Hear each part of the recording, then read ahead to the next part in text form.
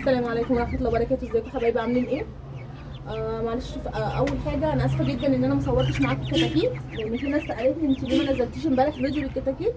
انا كان في ظروف يا جماعه، فما كنتش موجوده امبارح في البيت عشان اصور معاكم، لان انتوا زي ما انتم عارفين ان انا بصور الفيديو بنزله لكم على طول اول ما بصوره. فانا متاسفه جدا. النهارده ان شاء الله اليوم ال 25 معانا، اليوم ال 25 معانا للفراخ. زي ما حضراتكم شايفين كده انا نضفت لهم هنا، وجبت لهم زي ما قلت لكم حاجه عاليه علشان احط لهم عليها الاكل، لان كنت بحطه في الارض فكانوا بيملوا نشاره. فهنسمي الله وهنعمل النهارده. بصوا حبايبي، زي ما انتم عارفين انا بملى المسقه اللي هي الصغيره دي بميه نظيفه. النهارده بس انا هضيف بس النهارده معلقه خل كبيره اللي هي بتاعه الاكل دي اللي بناكل بيها، معلقه واحده على لتر الميه. الخل ده يا جماعه بيديهم نشاط كده، وبينضف لهم لو في اي حاجه في الكبد بينضفهم وبيخليهم كده منتعشين كده، يعني بيبقوا فايقين بصراحه. الخل ده ممكن تستخدموه كل قد ايه؟ كل اسبوع معلقه واحده على لتر ميه كل اسبوع، وما تزوديش عن كده علشان ما يتعبهمش. فابتدي اضيف عليها الميه.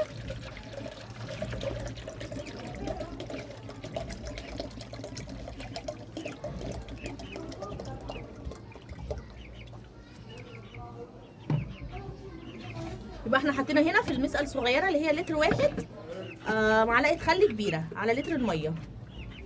ابتدي احطها هنا كده زي ما اتعودنا. نحط هنا على 2 لتر ميه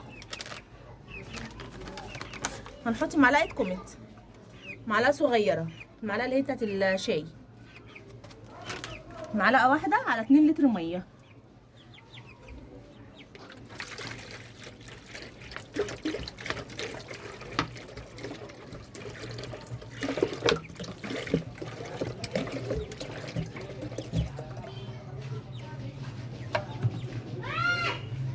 في يا جماعه كان حد بيسالني هو احنا ممكن نربي الساسو والابيض مع بعض؟ او ممكن يتحطوا مع بعض عادي يا جماعه لو جايين في نفس اليوم. يعني لو جايين في نفس اليوم بنعملهم نفس المعامله، لان ما شاء الله الساسو برده بيكبر زيه زي الابيض. هو كان حد برده قايل لي ممكن تعمل لنا الدوره الجايه ساسو مع ابيض. ان شاء الله باذن الله انا هعمل كده، بس هيكون بعد رمضان، عشان انتوا زي ما انتوا عارفين ان الدوره اللي انا جايباها دي انا جايباها رمضان. هنذبح منها على ال 40 يوم او على ال 45 يوم، وهنذبح منها الباقي على رمضان بمشيئه ربنا، علشان زي ما قلت لكم اني انا بحاول اشوفهم هيوصلوا معايا اللي هو حجم الامهات اللي بنجيبها من بره ولا لا في الفتره دي. كده انا بحط لهم العلف بتاعهم.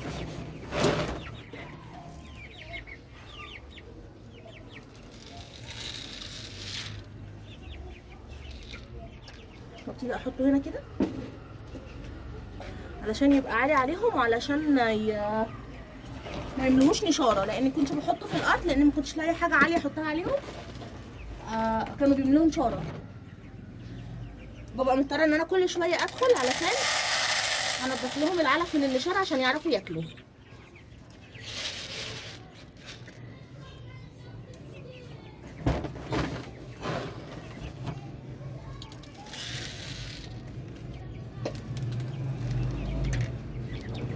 دي الورقه يا جماعه اللي بتبقى في الشكاره بتاعت العلف، فيها التعليمات وتاريخ الانتاج والتخزين وكل حاجه، دي بتبقى جايه جوه الشكاره. طب دلوقتي انا كده حطيت لهم الميه وحطيت لهم العلف، هبتدي اهشهم معاكم ادخلهم مكانهم ونشوفهم مع بعض. حبايبي هما دلوقتي هم داخلين مكانهم.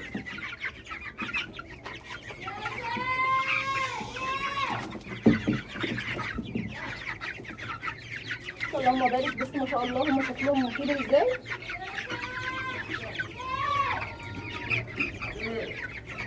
انا بس يا جماعه انا مش عارفه اصور الاوزان معاكم، لان الميزان عندي فيه مشكله شويه، بس باذن الله اول ما اصلحه هصور معاكم الاوزان. لكن هو ما شاء الله هم وصلوا كيلو 200 كيلو 300، والنهارده اليوم 25 معايا. حبايبي، وهي البتاع عالي عليهم شويه بس يعني يوصلوا لها كده احسن لهم. حتى لو هيطلعوا كده فوق زي ما الفرخه دي طلعت هيكون احسن، علشان ما يعملوهاش نشوره زي ما قلت لكم. فيا ريت يا جماعه لو عجبتكم الحلقه تعالوا زر الجرس واشتركوا في القناه عشان يوصلكم كل جديد.